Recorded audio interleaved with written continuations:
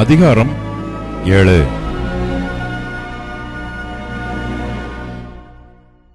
இந்த மெல்கிசேதேக்கு சாலேமின் ராஜாவும் உன்னதமான தேவனுடைய ஆசாரியனுமாயிருந்தான்.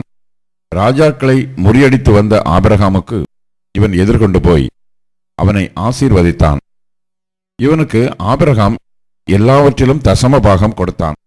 இவனுடைய முதற் பேராகிய மெல்கிசேதேக்கு என்பதற்கு நீதியின் ராஜா என்றும், பின்பு சாலேமின் ராஜா என்பதற்கு சமாதானத்தின் ராஜா என்றும் அர்த்தமாம். இவன் தகப்பனும் தாயும் வம்ச வரலாறும் இல்லாதவன்.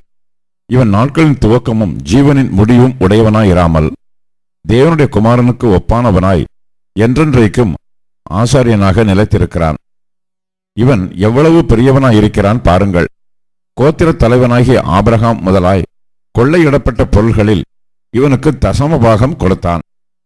லேவியின் புத்திரரில் ஆசாரியத்துவத்தை அடைகிறவர்களும் ஆபிரகாமின் அறையில் இருந்து வந்த தங்கள் சகோதரரான ஜனங்களின் கையிலே நியாயப்பிரமாணத்தின்படி தசம பாகம் வாங்கிறதற்கு கட்டளை பெற்றிருக்கிறார்கள். ஆகிலும் அவர்களுடைய வம்ச வரிசையில் வராதவனாகிய இவன் ஆபிரகாமின் கையில் தசம பாகம் வாங்கி வாக்குத்தத்தங்களை பெற்றவனை ஆசீர்வதித்தான். சிறியவன் பெரியவனாலே ஆசீர்வதிக்கப்படுவான், அதற்கு சந்தேகமில்லை. அன்றியும் இங்கே மரிக்கிற மனுஷர்கள் தசம பாகம் வாங்குகிறார்கள். அங்கேயோ பிழைத்திருக்கிறான் என்று சாட்சி பெற்றவன் வாங்கினான். அன்றியும் மெல்கிசேதேக்கு ஆபிரகாமுக்கு எதிர்கொண்டு போனபோது லேவியனானவன் தன் தகப்பனுடைய அறையில் இருந்தபடியால் தசமபாகம் வாங்குகிற அவனும் ஆபிரகாமின் மூலமாய் தசமபாகம் கொடுத்தான் என்று சொல்லலாம். அல்லாமலும் இஸ்ரவேல் ஜனங்கள் லேவி கோத்திர ஆசாரிய முறைமைக்கு உட்பட்டிருந்தல்லவோ நியாயப்பிரமாணத்தை பெற்றார்கள். அந்த ஆசாரிய முறைமையினாலே பூரணப்படுதல் உண்டாயிருக்குமானால் ஆரோனுடைய முறைமையின்படி அழைக்கப்படாமல் மெல்கிசேதேக்கினுடைய முறைமையின்படி அழைக்கப்பட்ட வேறொரு ஆசாரியர் எழும்ப வேண்டியதென்ன? ஆசாரியத்துவம் மாற்றப்பட்டிருக்குமேயானால் நியாய பிரமாணமும் மாற்றப்பட வேண்டியதாகும். இவைகள் எவரை குறித்து சொல்லப்பட்டிருக்கிறதோ அவர் வேறொரு கோத்திரத்துக்குள்ளானவராய் இருக்கிறாரே, அந்த கோத்திரத்தில் ஒருவனாகிலும் பலிபீடத்து ஊழியம் செய்ததில்லையே. நம்முடைய கர்த்தர் யூதா கோத்திரத்தில் தோன்றினார் என்பது பிரசித்தமாயிருக்கிறது. அந்த கோத்திரத்தாரை குறித்து மோசே ஆசாரியத்துவத்தை பற்றி ஒன்றும் சொல்லவில்லையே.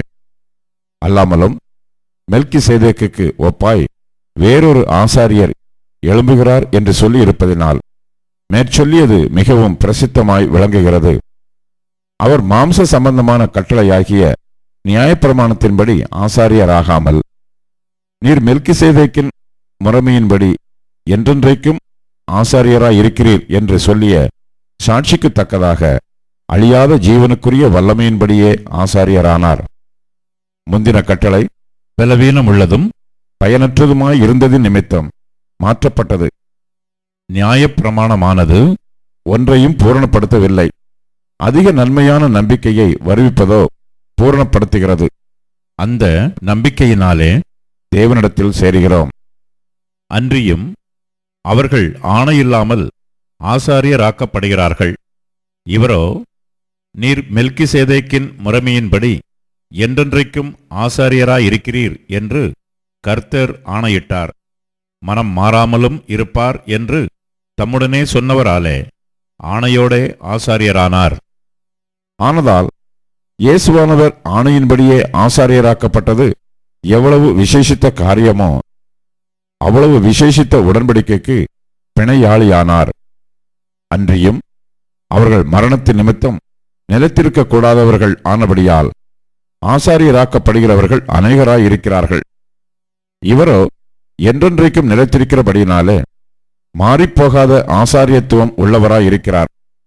மேலும் தமது மூலமாய் தேவனிடத்தில் சேருகிறவர்களுக்காக வேண்டுதல் செய்யும்படிக்கு அவர் எப்பொழுதும் உயிரோடு இருக்கிறவர் ஆகையால் அவர்களை முற்றுமுடிய ரட்சிக்க வல்லவராயும் இருக்கிறார்.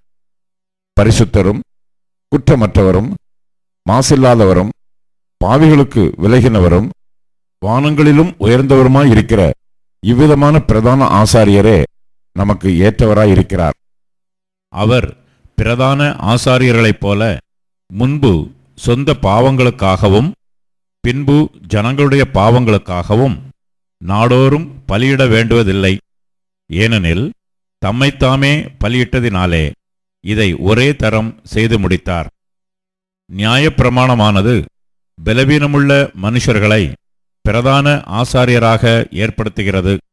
நியாயப்பிரமாணத்திற்கு பின்பு உண்டான ஆணையோடே விளங்கிய வசனமோ என்றென்றைக்கும் பூரணரான குமாரனை ஏற்படுத்துகிறது.